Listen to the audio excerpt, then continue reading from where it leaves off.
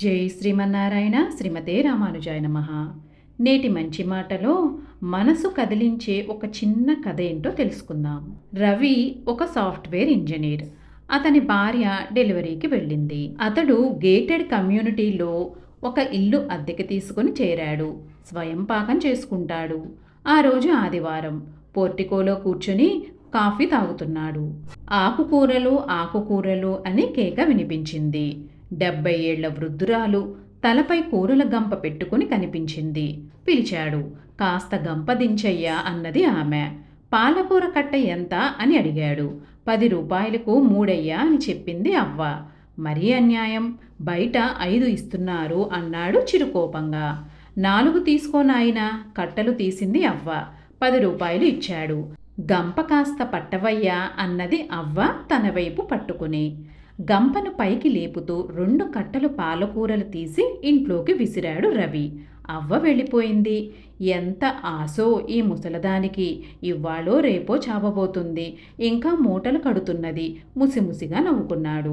అప్పటి నుంచి అవ్వ వచ్చినప్పుడల్లా గంపెత్తడానికి సాయం పడుతూ ఒక బీరకాయ, 2 వంకాయలు, ఒక దోసకాయో, చిన్న సొరకాయో లాఘవంగా తీయడం మొదలుపెట్టి ముసలదాని రోగం కుదిర్చానని సంతోషపడసాగాడు.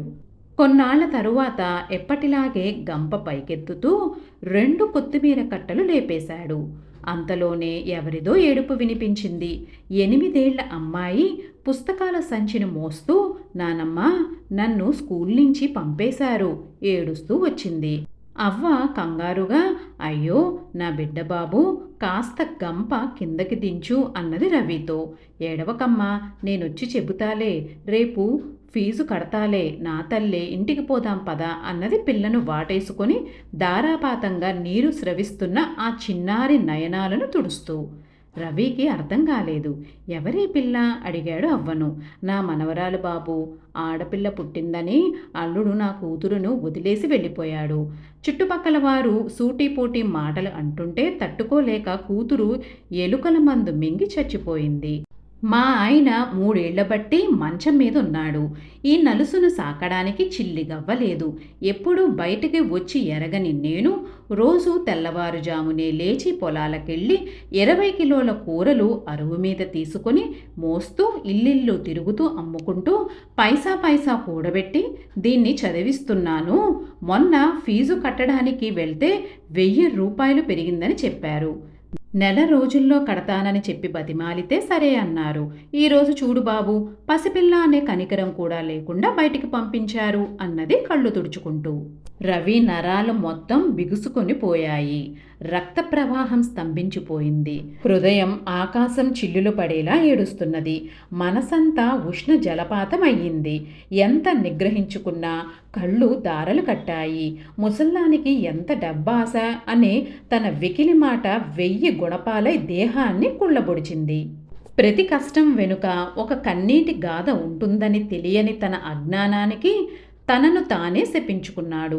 పరుసులో చెయ్యి పెట్టాడు. బయటకొచ్చి అవ్వ ఈ 5000 తీసుకొని మనవరాలు ఫీజు కట్టే అన్నాడు.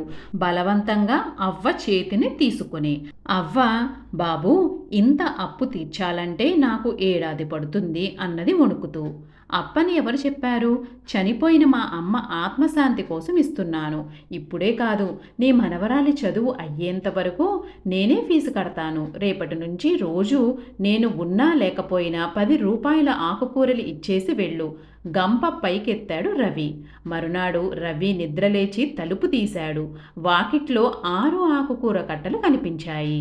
ఇలాంటి చిట్టి కథలు మన మనసులని కదిలిస్తాయి. తమ కుటుంబాల కోసం ఒంటరి మహిళలు చిరు వ్యాపారాలు చేసుకుంటూ, చిన్న చిన్న పనులు చేసుకుంటూ పల్లెల్లో, పట్టణాలలో నిత్యం మనకు సమాజంలో ఎంతోమంది కనిపిస్తారు.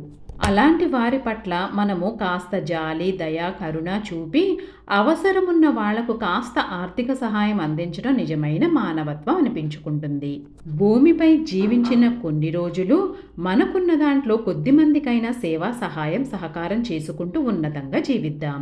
దానం, ధర్మం, సత్యాన్ని కాపాడితే అవే మనకు రక్షిస్తాయి. ఓ మంచి సమాజ నిర్మాణానికి పునాది ఇవే అనే విషయం మనకు అందరికీ తెలిసి ఉండాలి. సర్వం శ్రీకృష్ణార్పణమస్తు.